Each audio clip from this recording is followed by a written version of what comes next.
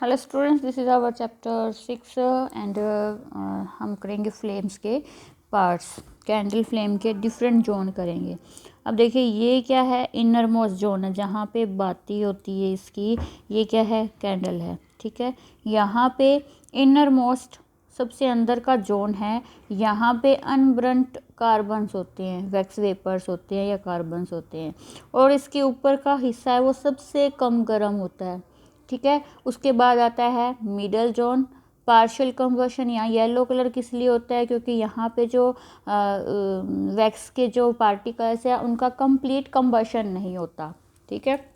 उसके बाद है, और जो इसके ऊपर का हिस्सा है वो ठीक ठीक गर्म होता है, ना बहुत ज़्यादा गर्म ना बहुत ठंडा, जैसे ये बिल्कुल कम गर्म होता है, ठीक है। फिर ये होता है सबसे ज़्यादा गर्म पार्ट फ्लेम का, ठीक है। और यहाँ पे क्या होता है आपको पता है, बाहर हमें ब्लू कलर की या इनविजिबल सी फ्लेम दिखाई देती है, वहाँ पे कंप्लीट कंबशन होता है। मतलब जो पार्टिकल्स हैं वो पूरे बर्न होते हैं, कुछ भी उनमें बचता नहीं है, क्योंकि इनका ऑक्सीजन अच्छी मिलती है इन्हें, ठीक है। तो ये हमें पार्ट्स लर्न करने हैं।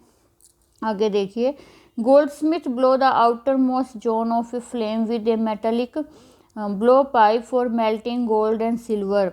क्या करता है जो सुनार है, वो क्या करता है, जो सबसे फ्लेम की जो आउटर मोस्ट जोन होता है, सबसे आउटर मोस्ट जोन है जो सबसे ज़्यादा गर्म होता है, उसको ब्लो करता है वो सिल्वर और गोल्ड को मेल्ट करने के लिए। Why do they use the outermost, वो सबसे आउटर मोस्ट जोन क्यों यूज़ करते हैं, क्योंकि वो हॉटेस्ट पार्ट होता है।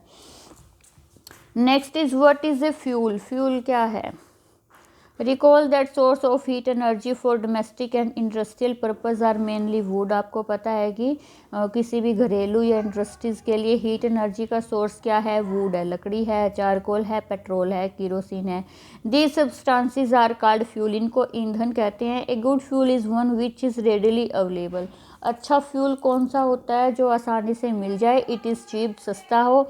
It Burns easily in air at A moderate rate, और ये एयर में अच्छे से ये बर्न करे। It produce a large amount of heat, heat ज़्यादा निकलनी चाहिए। It does not leave behind any undesirable substance, और पीछे कुछ भी ऐसा नहीं बचना चाहिए जो हमारे काम का नहीं है। There is a probably no fuel that could be considered as ideal fuel, मतलब शायद ही कोई ऐसा फ्यूल होगा जिसे हम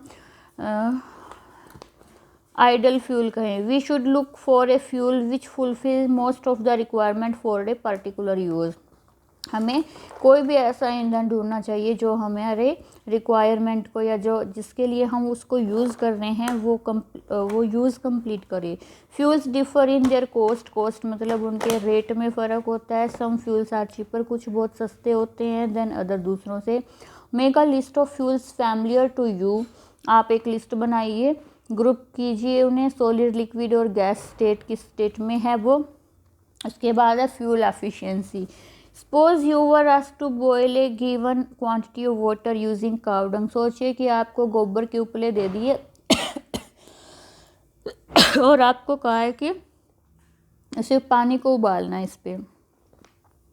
कोल एंड एलपीजी एज फ्यूल, उपलों पे उबालना है, कोयले पे और एलपीजी पे। विच फ्यूल वुड यू प्रेफर, तो आप कौन सा इनमें से लेना पसंद करेंगे, कौन सा फ्यूल यूज़ करना पसंद करेंगे। गिव योर रीज़न, अपना कारण भी बताइए। शायद एलपीजी ईजी है। You may take the help of your parents, अपने पेरेंट्स की हेल्प ले सकते हो। Do these three fuels produce the same amount of heat, क्या इन तीनों से सेम अमाउंट ऑफ हीट निकलता है। The amount of heat energy produced on complete combustion of 1 kg of a fuel is called calorific value. Calorific value मापते हैं हम किसी का भी, वो होता क्या है कि जब हम किसी भी फ्यूल को जलाएं, 1 kg फ्यूल को जलाए, तो उसमें से जो एनर्जी, हीट एनर्जी निकलती है उसको बोलते हैं calorific value. The calorific value of a fuel is expressed in a unit call kilo joule. उसका यूनिट क्या है, kilo joule per KG. Calorific values of some fuels are given in table, ये दे रखे हैं और ये आपको लर्न होना चाहिए। Burning of fuel leads to harmful products. Fuel को जब भी जलाते हैं तो प्रोडक्ट जो उससे बचता है वो हार्मफुल होता है।